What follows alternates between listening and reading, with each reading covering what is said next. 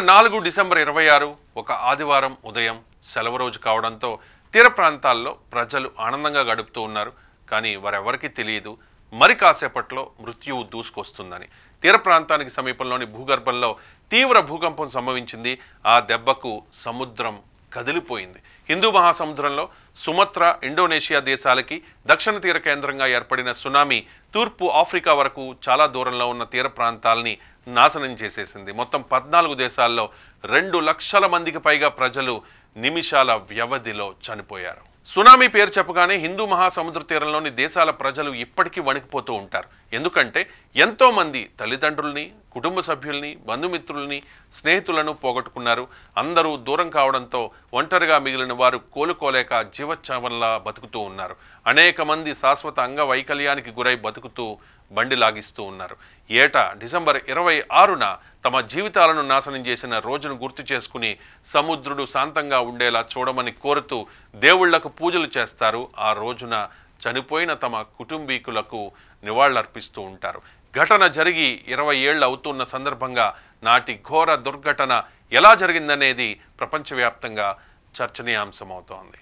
ఇండోనేషియాలోని సుమత్రా తీర ప్రాంతంలో ఆ రోజు ఆదివారం ఉదయం సెలవు రోజు కావడంతో ప్రజలంతా సంతోషంగా పండగల వేడుకలు జరుపుకునేందుకు సిద్ధంగా హడావుడిగా ఉన్నారు. కానీ ఎవరు ఊహించని విధంగా భూమి బద్దలైనట్టు భారీ భూకంపం గతంలో ఎన్నడూ లేనంతగా తీవ్రంగా రిక్టర్ స్కేల్పై 9.1 తీవ్రత గల మహాభూకంపం నమోదైంది.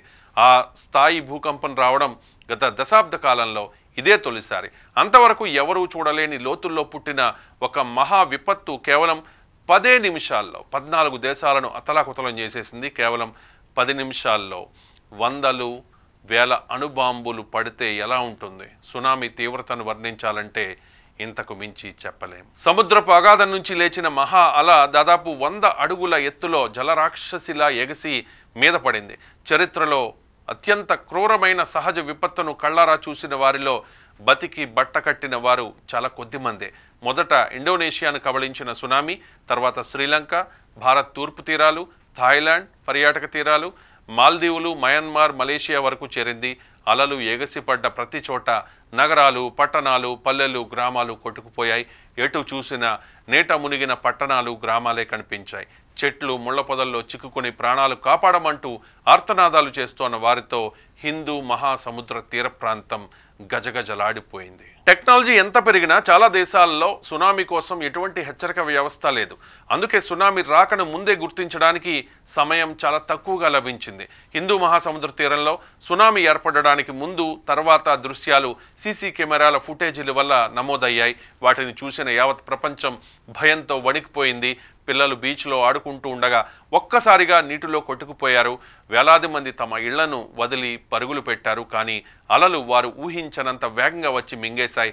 రైళ్లు, బస్సులు, కార్లు నీటిలో బొమ్మల్లా కొట్టుకుపోయాయి. దశాబ్దాల కలలు, కష్టాలు, జ్ఞాపకాలు అన్నీ కూడా ఒక్క క్షణంలో నీటిలో కలిసిపోయాయి. 14 దేశాలు సునామీతో దెబ్బతిన్నాయి. దాదాపు 2,30,000 మందికి పైగా ప్రాణాలు కోల్పోయారు. సునామీ అనంతరం సహాయక కార్యక్రమాలన్నీ ముగిశాక మొత్తం 14 దేశాల్లో 2,27,898 మంది చనిపోయినట్లు ప్రకటించారు.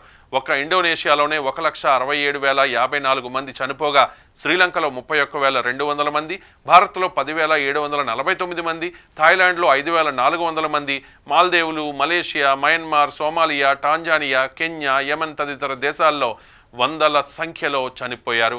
ఈ సునామీ చరిత్రలోనే అత్యంత ఘోరమైనదిగా నిలిచింది. లక్షల మంది ఇళ్ళు వాకిలి కోల్పోయి కట్టుబట్టలతో రోడ్డును పడ్డారు. ఇది కేవలం ఒక సహజ విపత్తు మాత్రమే కాదు, మనిషి నిస్సహాయత, అసక్తతకు ఒక నిదర్శనంగా మిగిలిపోయింది. అయిన వారందరినీ కోల్పోయిన వారు భవిష్యత్ అంధకారంతో తీవ్ర ఆవేదనకు లోనయ్యారు. నిరాశ, నిస్పృహలో కూరుకున్న వారిని ఆదుకునే హస్తాలు కదిలాయి. యావత్ ప్రపంచం అమెరికా నుంచి ఆఫ్రికా వరకు సహాయక బృందాలు పరుగులు తీస్తూ వాలిపోయాయి. ఉబికి వస్తోన్న కన్నీటిని ఆపుకుంటూ, ఏడ్చే ఓపిక లేక కన్నీరు కారుస్తూ నిస్సహాయంగా ఉన్న వారికి ప్రాథమిక చికిత్స అందిస్తూ, ఆహారం, తాగడానికి నీళ్లు అందిస్తూ బతుకుపై ఆశలు చిగురించేలా చేశారు. భారత తీర ప్రాంతాల్లోనే కాదు, శ్రీలంకలో, ఇండోనేషియాలో వేలాది వాలంటీర్లు ఆహారం, ఔషధాలు, రక్షణ అందించారు.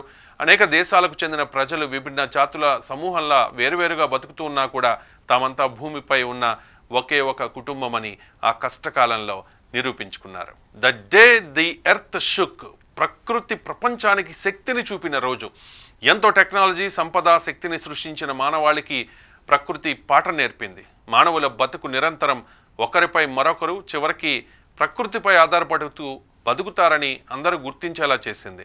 అహంకారంతో విర్రవీగిన సంపన్నులు, దేశాల అధినేతలు, నియంతలకు కనువిప్పు కలిగించే హెచ్చరికలు పంపింది. 2006లో సునామీ హెచ్చరిక వ్యవస్థ ప్రారంభమైంది. అంతకు ముందరి వైజ్ఞానిక పాఠాలు ఆధారంగా మళ్లీ ఇలాంటి భయంకర ఘటనలు ఎదురైతే ఏం చేయాలో తెలిపే భద్రతా చర్యలు చేపట్టబడ్డాయి. సునామీ ప్రపంచ మానవాళికి చేసిన బలమైన గాయం. ప్రకృతి శక్తులను తక్కువగా అంచనా వేయొద్దని హెచ్చరించింది. సునామీ ఇప్పుడు ఒక చరిత్ర, కానీ ఇది ఇప్పుడు మునుముందు వారికి ఒక తీవ్ర హెచ్చరిక. ఎందుకంటే ప్రకృతి మళ్ళీ ఎప్పుడు, ఎక్కడ, ఏ రూపంలో కన్నెర చేస్తుందో తెలియదు.